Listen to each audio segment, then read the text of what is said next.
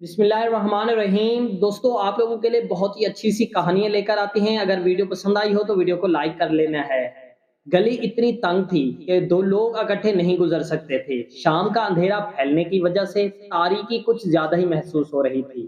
وہ بڑی سی چادر میں لپٹی سر جھکائے روانی سے چلی آ رہی تھی۔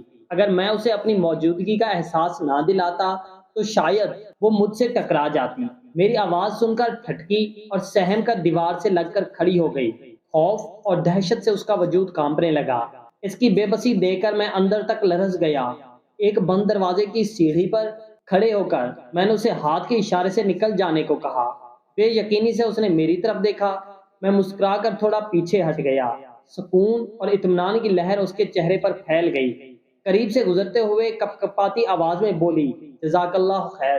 اور میرے لیے اس سے بڑھ کر خیر اور کیا ہو سکتی تھی کہ کبھی کسی وقت کسی اور جگہ کوئی دوسرا میری بہن یا بیٹی کے ساتھ بھی ایسے ہی چھوٹی سی نیکی کر رہا ہوگا۔